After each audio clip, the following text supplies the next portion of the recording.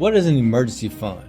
Most people don't know that question, but it's the financial safety net that changes everything in our life. It's essentially that insurance that we have financial problems. But let me ask you a question, and I want y'all to keep it real with me. Just think about it. What would happen if your car broke down tomorrow? What if your boss called you and had you work a full day of work, and at the end of the day told you that they was going to have to lay you off and don't worry about coming in tomorrow?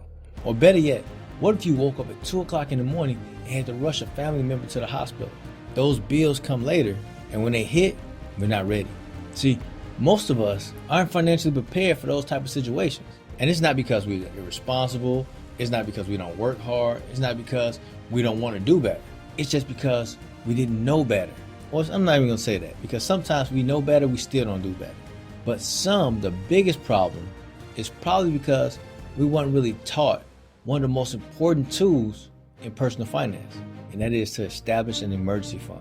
Yeah, I know people say save money so you can go on this vacation, save money so you can buy these shoes, but what about saving money so that you can survive without having to work, or if something happened, you can go ahead and pay that off?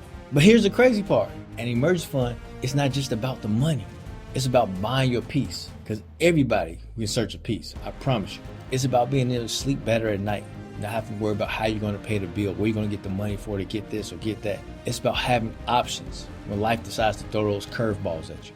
Today I'm going to show you exactly what an emergency fund is, why it matters, and how ordinary people that earn an ordinary income can build one from scratch. So by the end of this video, you'll understand exactly what an emergency fund is and how to create one for yourself. Let's start with a little story. I want you to meet Sarah. This is going to be able to help you connect and understand a little better. See, Sarah was a 32-year-old administrative assistant that lived in Dallas. She earned about, we'll say about $4,000 a month after taxes. Nothing extraordinary. No six-figure income. She didn't have rich parents or no trust fund. She didn't know any side hustle secrets. She was just a regular person trying to pay the bills and build a life for herself. And every month looked the same, like it was a double mint twin. $1,400 for rent, $300 for utilities, $500 for groceries, $450 for a car payment, $250 for insurance, a few subscriptions, a few nights out having dinner, drinks with friends. And by the time everything was paid, she didn't have anything left. But then this one Tuesday morning, life happened, like it normally do. Her car wouldn't start, and the repair bill to fix her car was $1,850. And then she didn't have a foreign car. She had a regular car, regular US made car. But the labor, so much, and then with inflation, everything going on, it cost $1,850 to repair her car. So Sarah looked at her check account, and she seen she only had $312. That's a long way from $1,850, right? Her savings account was empty. So she did what millions of us would do. She pulled out a credit card and got the repairs done. But that wasn't the problem, because now she had another monthly payment. That credit card bill, with the high interest rates, yeah, that's the one I'm talking about. That's the big problem. Another source of stress. Another reminder that she wasn't financially prepared. Then 6 months later, something even bigger happened. Her company downsized and she lost her job. Then suddenly, she wasn't worried about getting her car fixed anymore. She was more worried about how she was going to pay her rent. And that's when she ran upon the YGI video on YouTube, and she realized something super important. And that was that the problem wasn't her income at all. The problem was that she had no financial safety net. And this is what most of us get confused at. An emergency fund is not for investments. It's not for going to shopping. It's not for getting that bag, those shoes, going that place you always want to go. It's not your retirement account. It's not your vacation money. That's not it. It's most certainly not to buy Christmas gifts. And I would say 100% not money for you to go shopping when a sale comes up that you wouldn't expect, because that's not an emergency. An emergency fund is money set aside for true emergencies. Think of it like an insurance policy, right? You hope you'll never need it, but you're incredibly thankful when you do. If your refrigerator dies, your car needs repairs, your hours get cut at work, or you get laid off until you find another job, you have some unexpected medical bills, the emergency fund comes in handy. That's exactly what it's for. Not wants, needs, not opportunities. It's for emergencies. The purpose isn't to make money. The purpose is to protect you from going backwards. What if shopping could earn you cash instead of just costing you? You've been stuck in the cycle, tap, swipe, spend, watching your paycheck just disappear. But one day, after you stumbled onto this app called Rakuten, you ask yourself, Why am I paying full price when I don't have to? But then you think, maybe it's just another gift. Then one of your friends tell you about this app called Rakuten, who makes them money and gives them cash back and rewards for thousands of stores every time they make a purchase that they were made anyway. You try it once, you discover hidden deals, compare prices, and you start winning. Shopping becomes a strategy. Every tap pays you back, and you still get what you want. You share Rakuten with your friends, watch your income grow, and become more financially confident. Download the Rakuten app today and keep more of your hard-earned money in your pocket. So let's be honest, life doesn't send calendar invitations before emergencies happen. It don't tell you, oh, I'm going to stop your car working, or I'm going to lay you off. And it doesn't do that. There's no notice. When you get fired, you don't get a 2-week notice. When you leaving the job, they want like a 2-week notice or whatever, right? Emergencies don't have any notice, not 2 weeks, not 1 day, not 1 minute. No one wakes up and says 3 months from now, my car's going to start acting up and it's going to break down. Or next year, my company's going to lay off 15% of the workforce and I'm going to be in that 15%. We know life doesn't work that way, but here's what we do know. Emergencies are not a matter if they're going to happen, but more so of a matter of when they do happen, are we ready? Everybody will eventually face some unexpected expenses. No matter how wealthy you are, how broke you are, you're going to face some unexpected expenses. The question is whether those expenses become an inconvenience or a financial disaster to you. And just take for a moment, imagine 2 people. Both have $2,000. Person 1 has no emergency fund whatsoever. They put all their expenses on a credit card, and now they owe about $2,000 plus in interest. But they put all their expenses on a credit card, which can be good if you're using the right credit card and using it the right way, have the money to pay that off. But if you don't, now you owe about $2,000 plus the interest. Then there's person number 2 who has a $2,000 emergency fund. They may have it in a high yield savings account or something where it's actually collecting money for them while it's sitting there. They put cash, so if an emergency arises, they pay for it. They have the cash on hand, and then the emergency is over.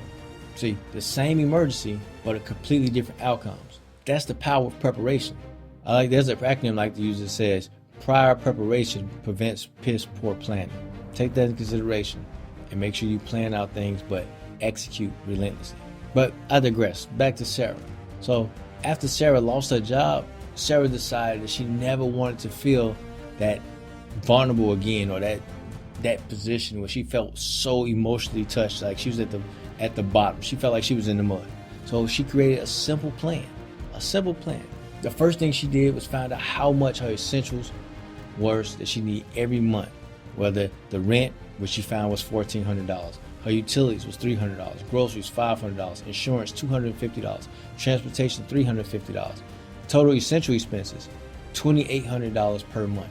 Then the next thing she did, she learned a simple rule, and that rule was that a start emergency fund should be somewhere around $1,000, because with $1,000 you can pretty much take care of most small emergencies.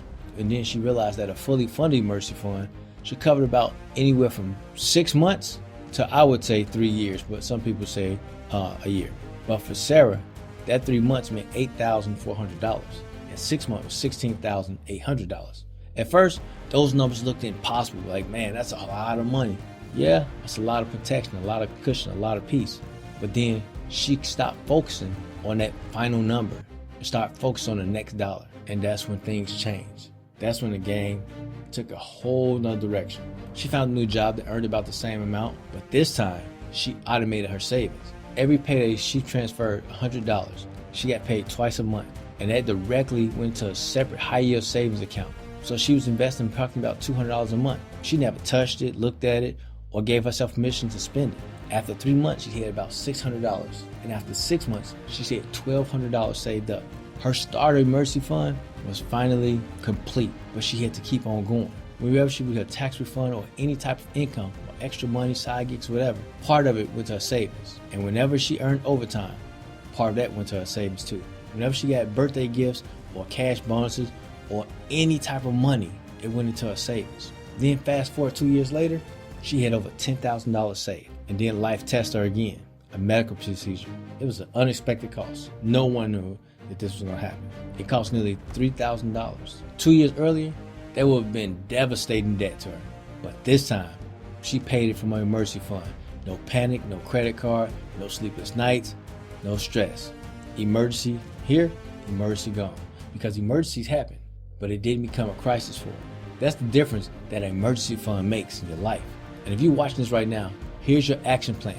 Step 1, calculate your monthly essential expenses, your housing, utilities, your food, transportation to include your gas going back and forth, maintenance for your car, insurance, any other things that you need, not that you want, that you need to survive.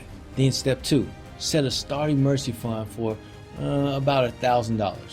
That's the goal. Then step 3, open a separate saving account specifically for emergencies, preferably in a high yield savings account. Step 4, automate your savings. Even if it's only $25, $50, or $100 per paycheck, automate it. Step 5, set it and forget it. Don't touch it, don't think about it, don't think about using it for vacations. That money is for emergencies only, not shopping, not impulse purchases, not somebody need help. No. Remember, the goal isn't to become rich overnight. The goal is to become resilient. So let me ask you a question. If an unexpected $1,000 spend showed up tomorrow, would it be an inconvenience or a financial emergency? Drop your answer in the comments below, and in the next video, we're going to cover something even more practical, and that is how to build an emergency fund really fast. Well, we'll show you specific strategies that can help you reach your emergency fund goal much quicker than you think, and much quicker than a lot of people. Until then, remember, don't take notes, take action.